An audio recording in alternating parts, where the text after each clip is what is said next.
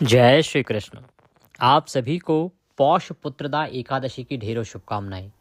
प्रिय दर्शकों, आज का ये वीडियो बड़ा महत्वपूर्ण है क्योंकि आने वाली पौष पुत्रदा एकादशी अर्थात पौष मास के शुक्ल पक्ष की जो एकादशी है उसकी जानकारी प्राप्त करना बड़ा आवश्यक है। एक तो ये एकादशी बड़ी एकादशी कही जाती है। ये संतान देने वाली एकादशी है। सभी माताएं बहनें इस व्रत को करती हैं। इस वर्ष 2025 में परेशानी यह है कि इस एकादशी के दिन का निर्धारण नहीं हो पा रहा है। आपने देखा होगा, बहुत सारे लोग कह रहे हैं 30 को करो, गूगल कह रहा है 30 को करो, कुछ लोग कह रहे हैं 31 को करो। तो इस वीडियो में आप विस्तार से समझेंगे कि आपको ये एकादशी का व्रत करना कब है, शास्त्रीय विधि क्या कहती है, नियम क्या कहती है, आपको एकादशी का निर्धारण करना कैसे चाहिए। तो इस प्रकार से ये जो एकादशी है आने वाली पौष पुत्रदा एकादशी, इसका व्रत 30 को करना उचित रहेगा शास्त्रों के अनुसार, या 31 को करना उचित रहेगा। इस एकादशी का व्रत करना कैसे चाहिए, व्रत के नियम क्या होते हैं, कैसे इस एकादशी का पालन करना है, कैसे इसमें आहार लेना है, क्या खा सकते हैं क्या नहीं खा सकते हैं, शुभ मुहूर्त क्या रहेगा पूजन के लिए, पारण कब करना है, पुत्र प्राप्ति के लिए कैसे यह उत्तम है और क्या उपाय किया जा सकता है संतान प्राप्ति के लिए इस एकादशी व्रत के माध्यम से, क्या भगवान को चढ़ाएं जिससे कि आपको संतान रत्न की प्राप्ति हो, उसकी विधि क्या है, नियम क्या है, संपूर्ण शास्त्रीय जानकारी आपको इस वीडियो के माध्यम से प्रदान की जाएगी। आपसे निवेदन है कि वीडियो यदि थोड़ा सा भी उपयोगी लगे तो कृपया लाइक अवश्य कीजिएगा और जितना हो सके ना शेयर कीजिएगा। कारण क्या है कि एकादशी का व्रत सभी करते हैं लेकिन सही जानकारियां सबके पास पहुंच नहीं पाती हैं।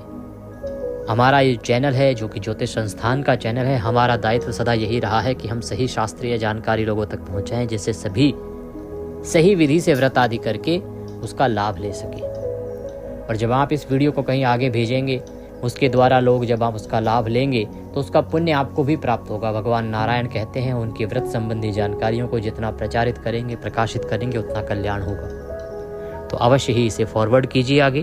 अपने व्रत की सफलता के लिए और भगवान नारायण की कृपा प्राप्त करने के लिए कमेंट बॉक्स में अवश्य लिखिएगा जय श्री हरि या ओम नमो भगवते वासुदेवाय।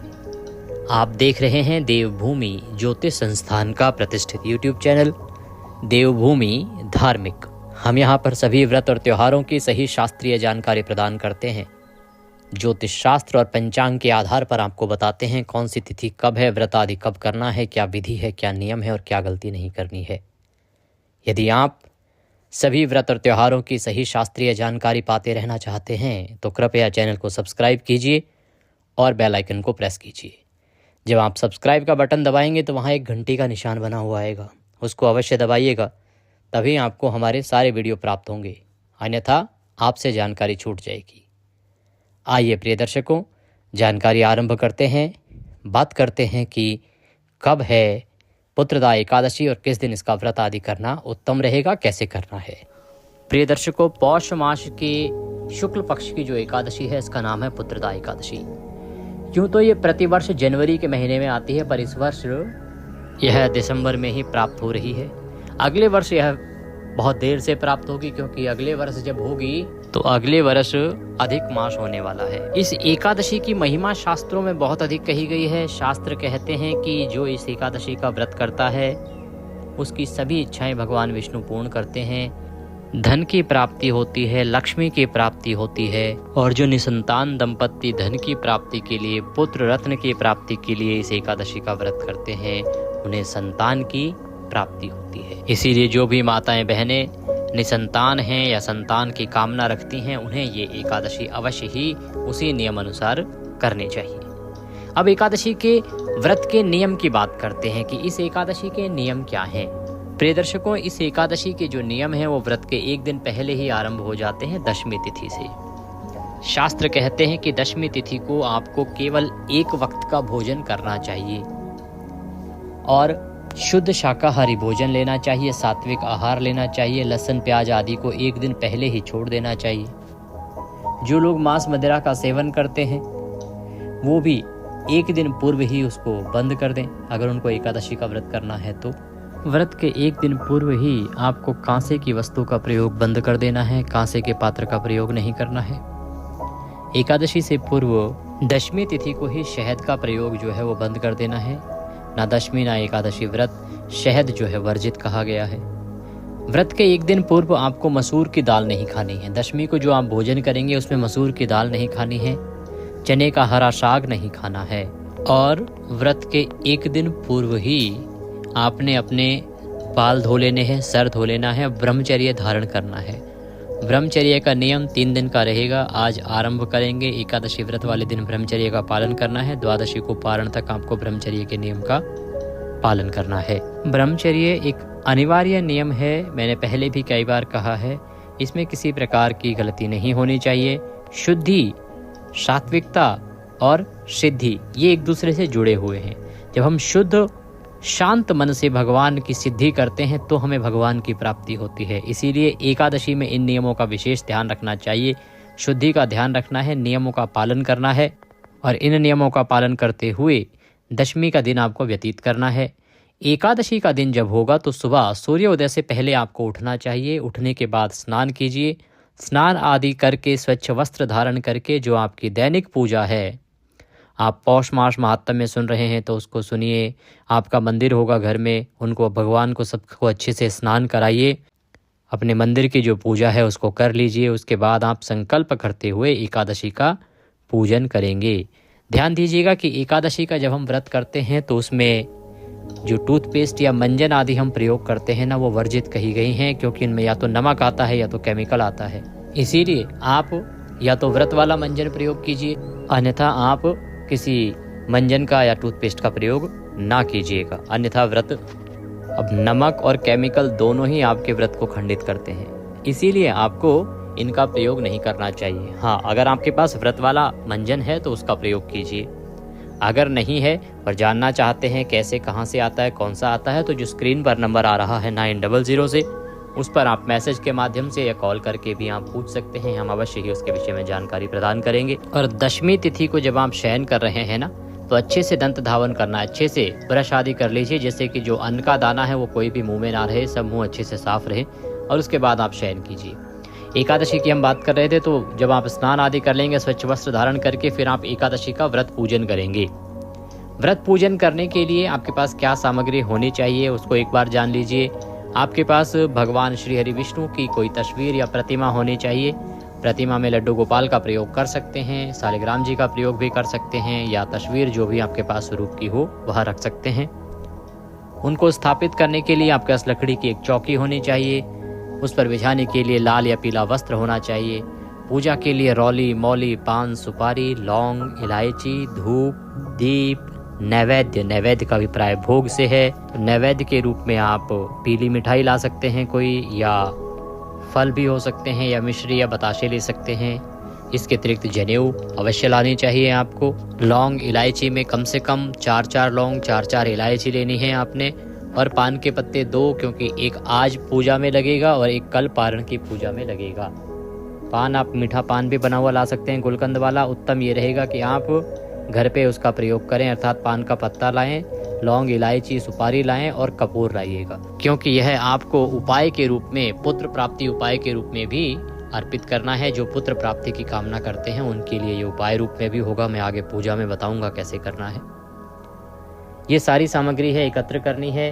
पंचामृत स्नान कराने के लिए कच्चा दूध, दही, घी, शक्कर और गंगाजल का प्रयोग होगा। शहद जो है वर्जित है। ये सभी सामग्री आपने एकत्र कर लेनी है।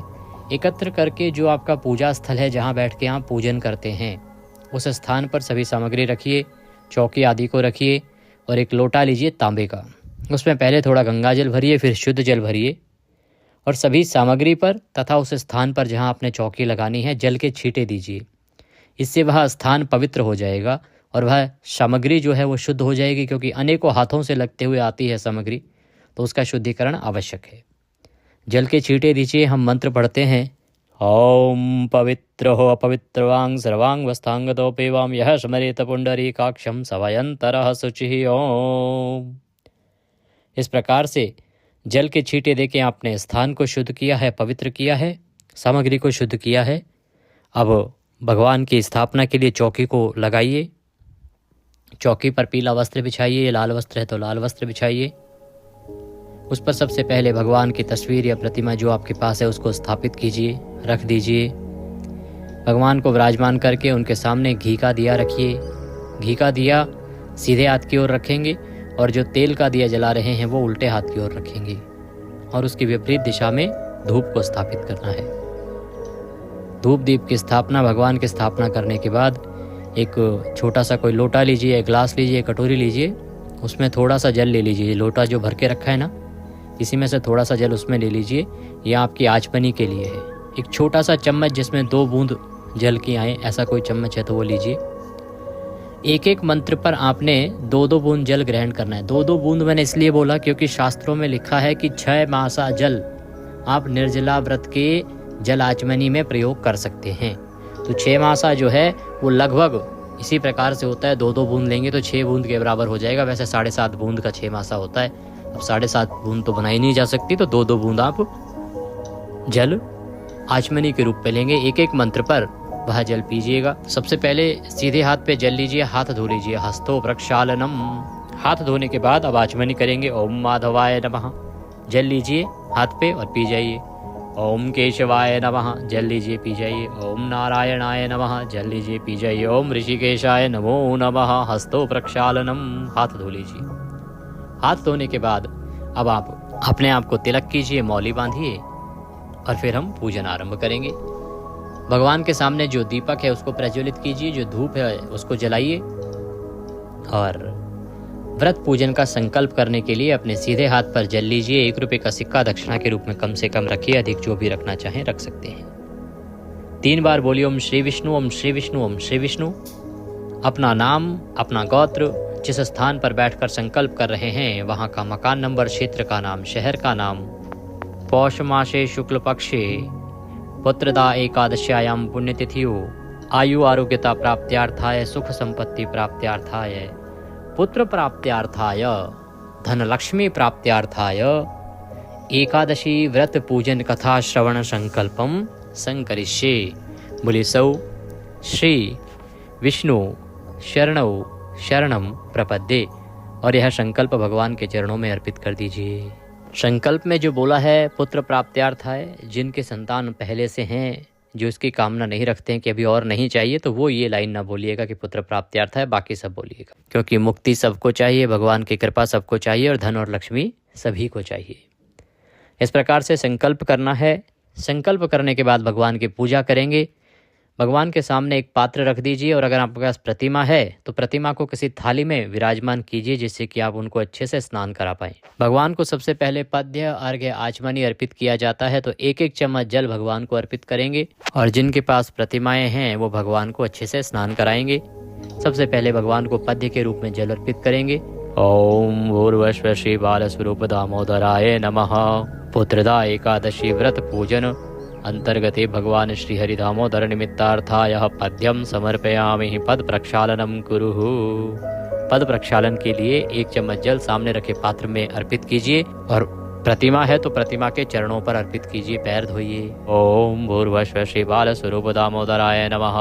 अर्घ्यम समर्पयामि। अर्घ्य के रूप में जल अर्पित कीजिए। सामने रखे पात्र में 1 चम्मच जल अर्पित कर दीजिए। प्रतिमा है तो शंख से जल अर्पित कीजिए।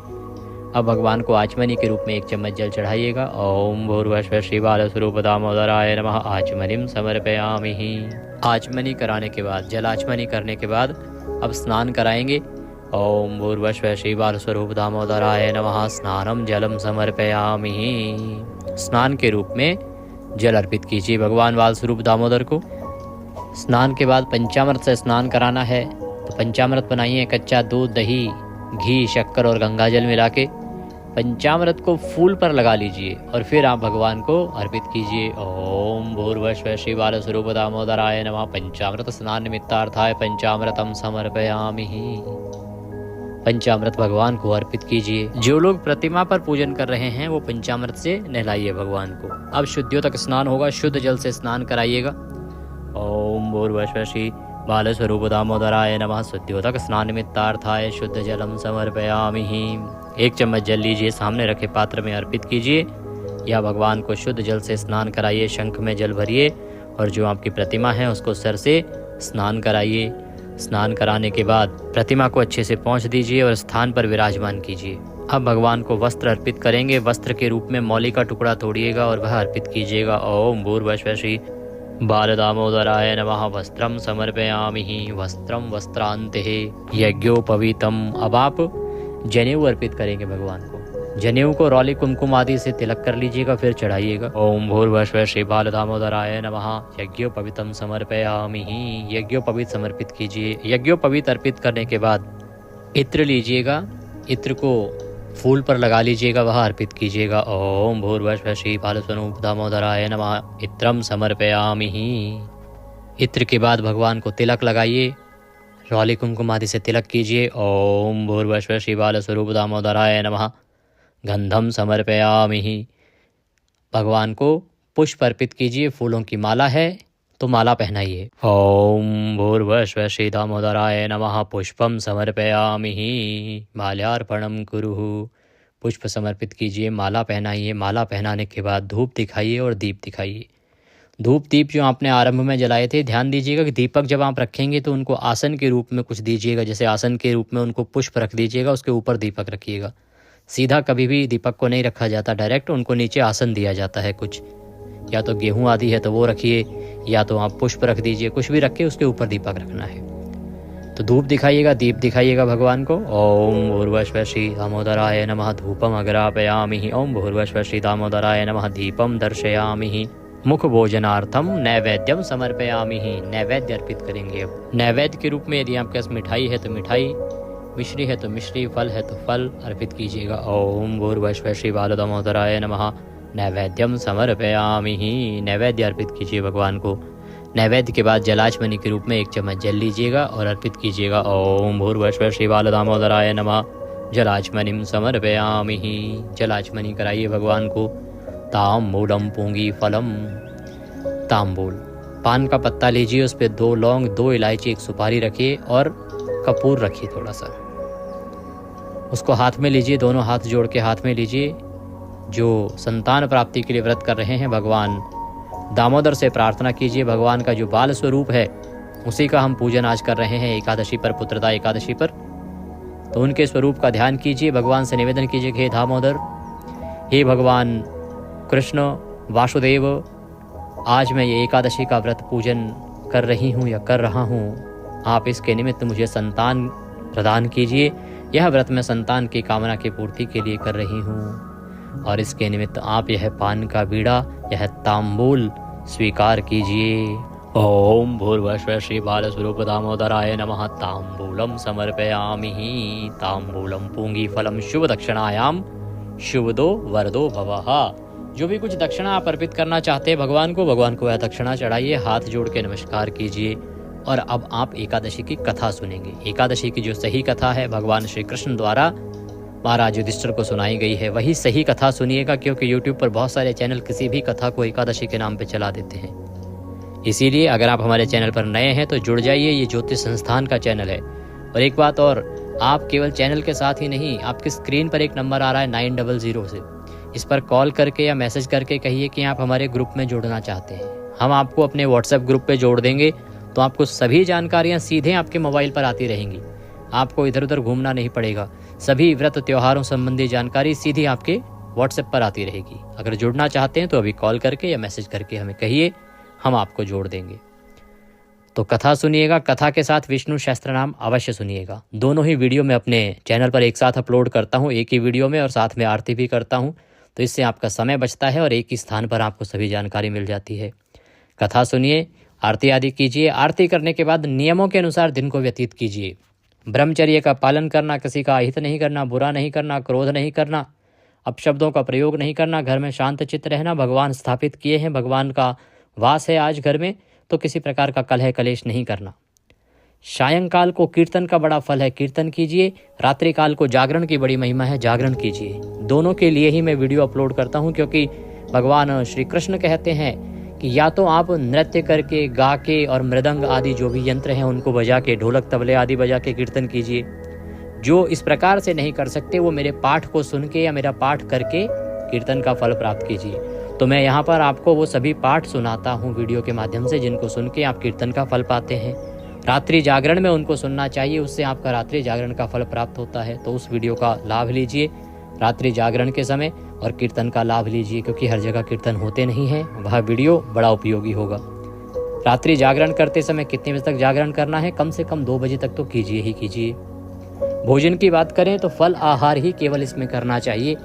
सायंकाल को फल आहार करना है, दूध ले सकते हैं, बाकी आपको ग्रहण कुछ भी नहीं करना है।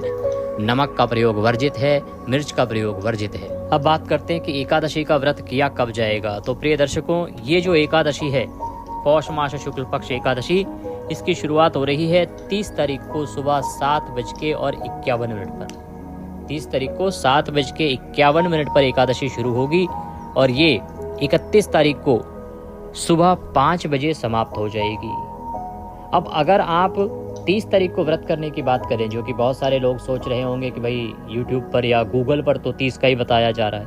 भाई 30 को अगर आप व्रत करेंगे ना, तो 30 तारीख को ये दशमी वेधा एकादशी है, क्योंकि सूर्य का उदय दशमी तिथि में हो रहा है। सूर्य उदय है 7:18 पर, एकादशी आ रही है 7:51 पर। तो सूर्य उदय दशमी तिथि में है, एकादशी में नहीं है। और शास्त्र कहते हैं कि दशमी वेधा एकादशी कभी नहीं करनी चाहिए। ये सर्वथा त्याज्य है। जो दशमी वेधा एकादशी करता है वह नरक में जाता है। जब भी ऐसी स्थिति उत्पन्न हो कि एकादशी 2 दिन हो, तो दशमी वेधा को छोड़ के द्वादशी वेधा कीजिए या द्वादशी युक्ता कीजिए। इसीलिए आपको एकादशी 31 को ही करना श्रेष्ठ है। 30 को नहीं करना, नहीं करना, नहीं करना।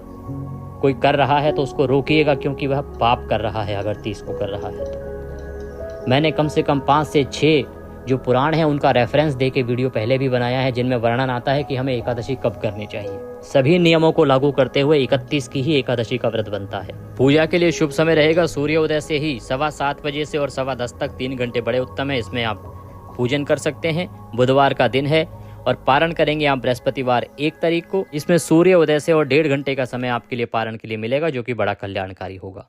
तो ये जानकारी है एकादशी के विषय में, जो कि पूर्ण नियमों पर आधारित है। कुछ और कहना चाहें, पूछना चाहें, कमेंट बॉक्स में लिख के पूछ लीजिएगा। और दक्षिणा आदि कुछ भी भेजना चाहें तो स्क्रीन पर नंबर आ रहा है 900 से, उस पर भेज सकते हैं। जो साथ में QR कोड दिया है उसको स्कैन करके भी सीधा हमारे बैंक खाते में भेज सकते हैं। हमारे WhatsApp ग्रुप पर जुड़ना ना भूलिएगा, जिससे कि सभी जानकारी सीधी मोबाइल पर आती रहे। और वीडियो को शेयर अवश्य कीजिएगा, क्योंकि जब सही शास्त्रीय जानकारियां लोगों तक पहुंचेंगी तभी तो हमारा धर्म आगे बढ़ेगा। सनातन धर्म की सही जानकारियां सब तक पहुंचनी चाहिए। जय श्री कृष्ण।